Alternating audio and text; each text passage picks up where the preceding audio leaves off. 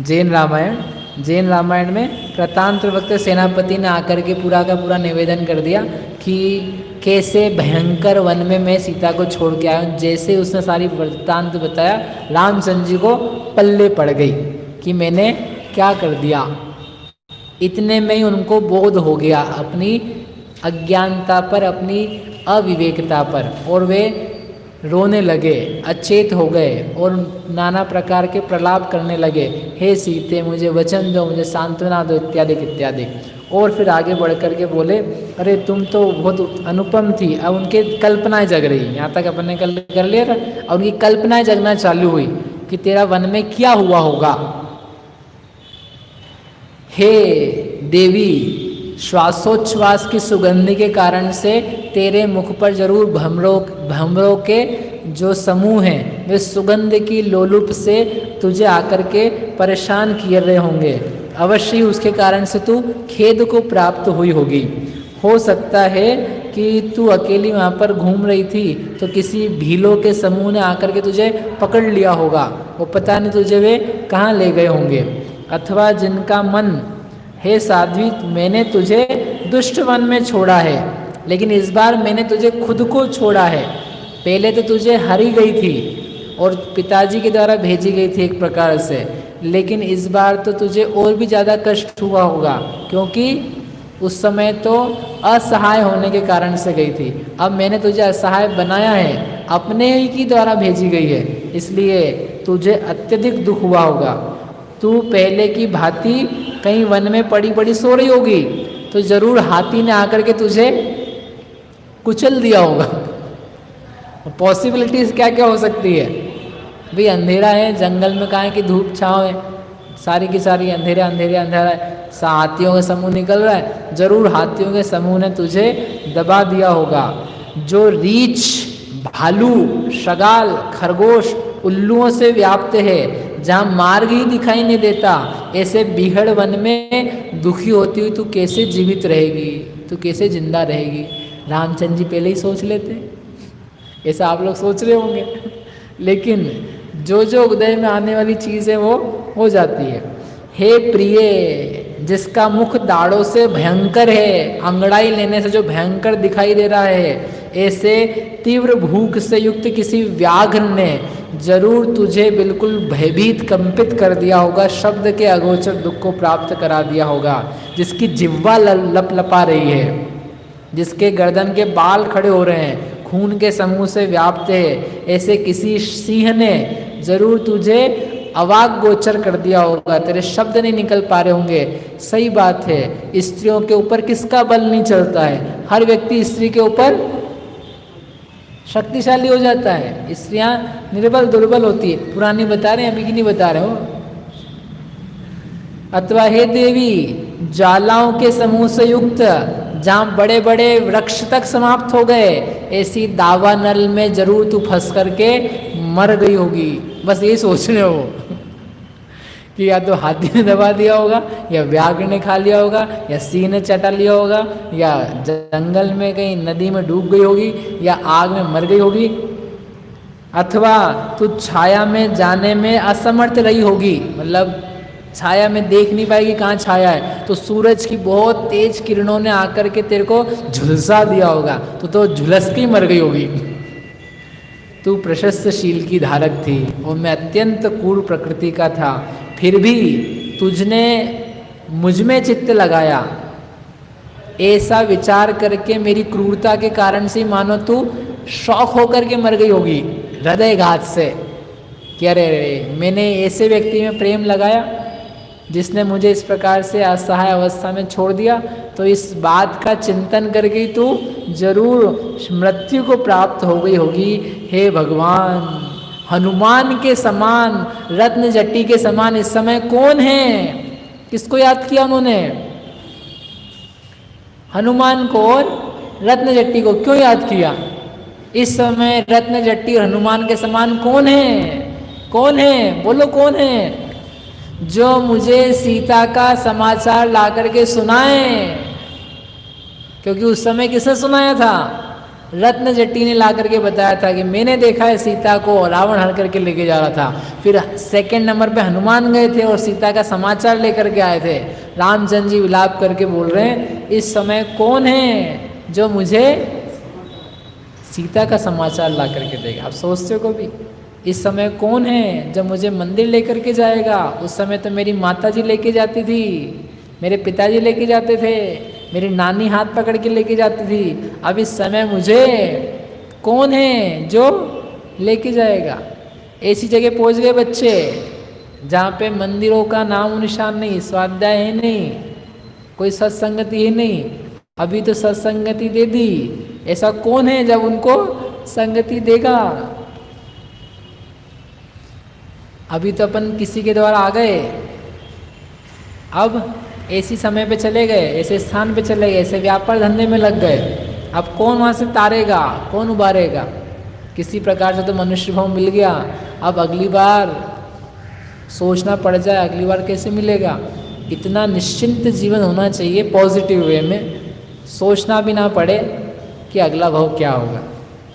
चैतन्य ध्रुव आत्मा की इतनी सुंदर श्रद्धान आस्था भक्ति अनुभव होना चाहिए कि व्यक्ति को इस बात की चिंता ना पड़े अगले भाव में क्या होने वाला है। चिल्लोकम, कौन सा लोकम? चिल्लोकम, चैतन्य लोक। मैं चैतन्य लोक स्वरूपी हूँ। कौन सा मनुष्य भाव, कौन सा तिर्यंश भाव, कौन सा नरक भाव, कौन सा सिद्ध भाव, कोई भाव नहीं, नित्य स्वरूपी। ऐसा सोचते सोचते वो परेशान हो रहे हैं। कौन है जो सीता की कुशल वार्ता दे। हा प्रिय, हा महाशीलवते, हा मनस्विनी, हा शुभे, हा साध्वी, हा पतिव्रता, तू कहाँ चली गई?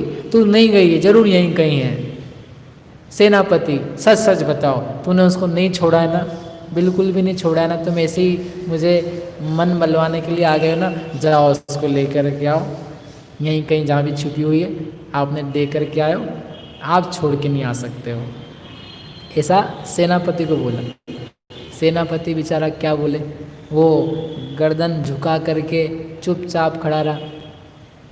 स्वामी आपकी आज्ञा का पालन किया है मैंने, अब क्या बोलूँ मैं।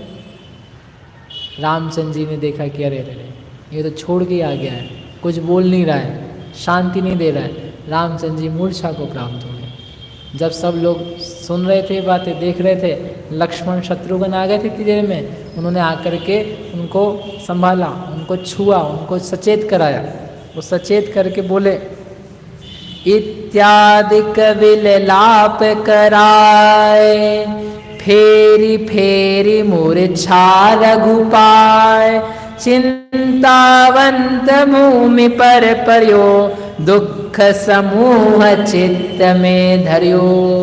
चिंता के समूह से युक्त होकर के बार बार मूर्छित हो रहे थे, बार बार खेदित हो रहे थे, बार बार उसकी याद करते हुए उनको अपने मन में बसा रहे थे।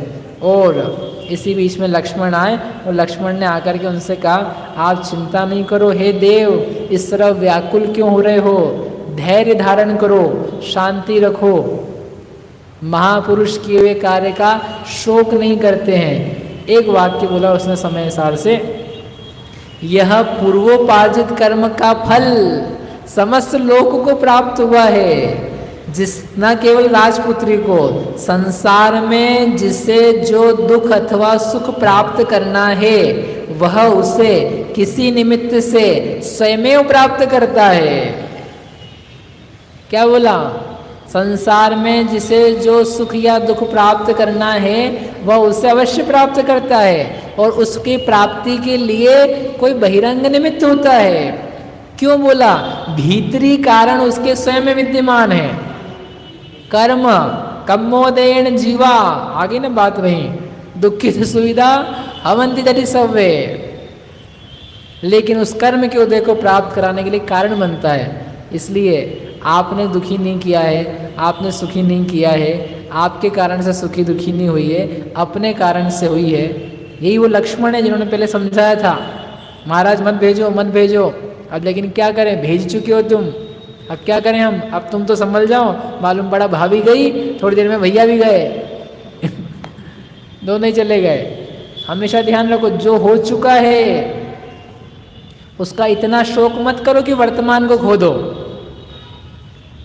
मालूम पड़ा बच्चा एक गुजरा, एक गुजरा, एक गुजरा। उसके शोक में इतने संतप्त हुए कि पिताजी भी गए, फिर दादाजी भी गए, फिर पत्नी भी गई, अब तुम अकेले बचे, एक को भी नहीं संभाल पाए।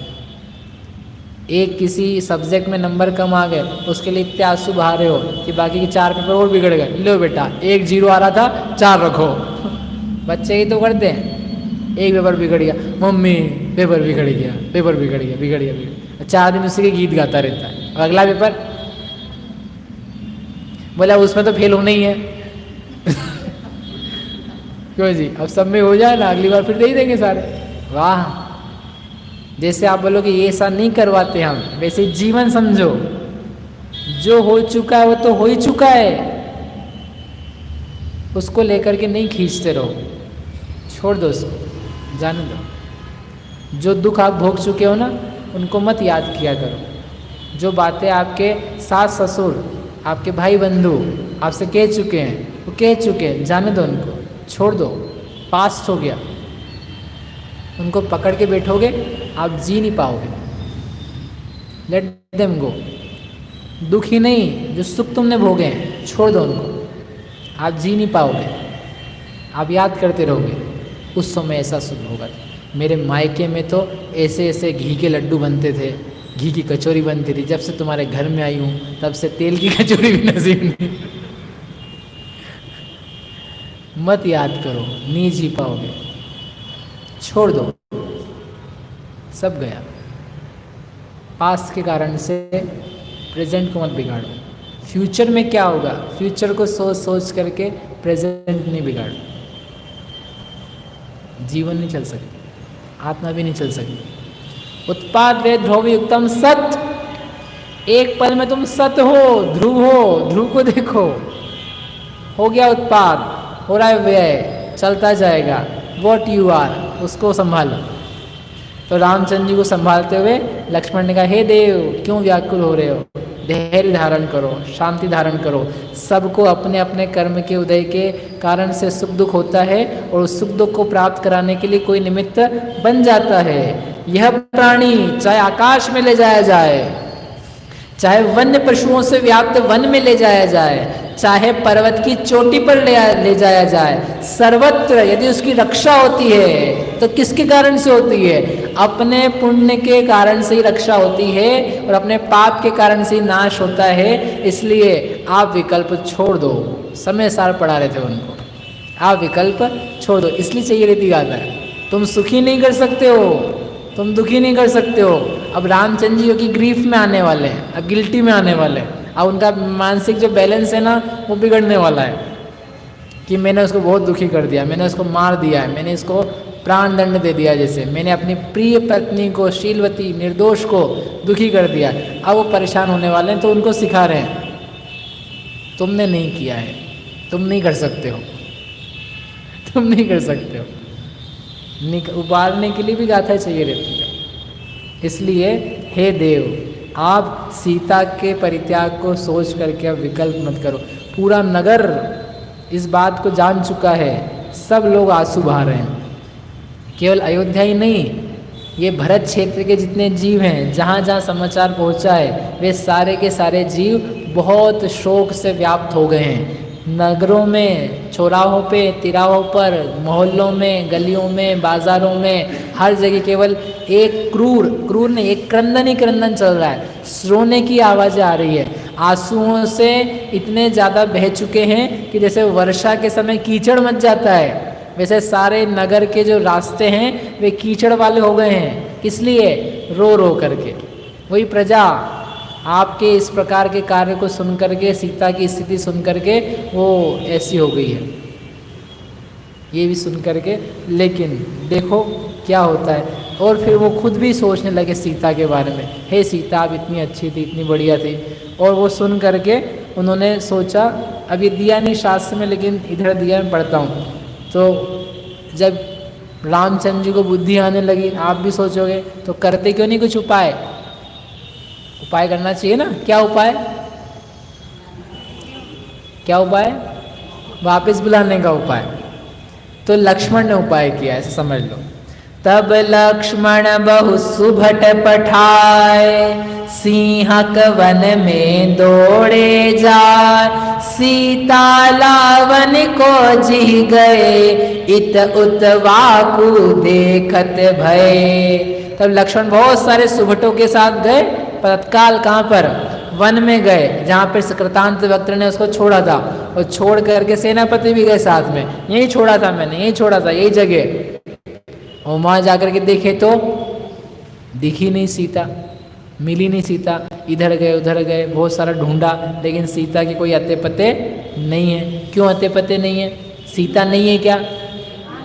सीता नहीं है क्या?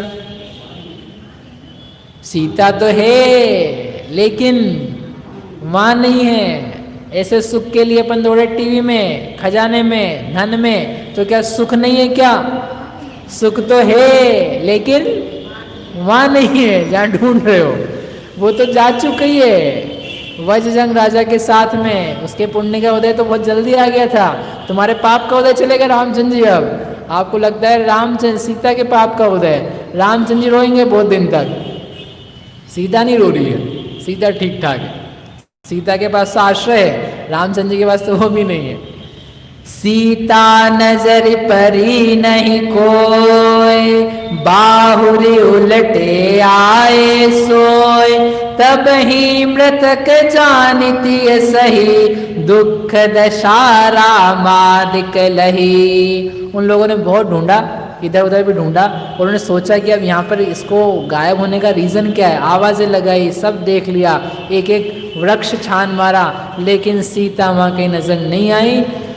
तो उन लोगों ने ये निश्चय कर लिया कि सीता मर गई है, सीता मरण को प्राप्त हो गई है। जैसे अपने सुख के लिए बहुत सारी चीज़ों को खोजा, और जब खोज खोज खोज करके आप इस बात पे पहुंच जाओ, इन सब पदार्थों में कहीं भी सुख नहीं है, तो आप क्या कर सकते हो? ये सुख के लिए मृत के समान है, अब मुझे कहीं और ढूंढना पड़ेगा। ऐसा यदि आप कर लो तो आप ज्ञानी। लेकिन बावले की भांति, पागल की भांति पूरे वन में ही घूमते रहो जिंदगी भर, कहीं तो मिल जाएगी, कहीं तो मिल जाएगी, तो वो व्यक्ति कभी प्राप्त नहीं कर सकता। किसको? सुख को। वैसे वो लोग ढूंढते ही रहते तो प्राप्त नहीं कर पाते। तो उन लोगों ने नक्की कर दिया, नहीं है सीता, खत्म हो गई। और वो लोग आ करके रामचंद्र जी को बताते हैं। फिर रामचंद्र जी की स्थिति क्या होती है और फिर आगे क्या क्या होता है, इसके बारे में कल विचार करें। लेकिन देखो क्या क्या होता है।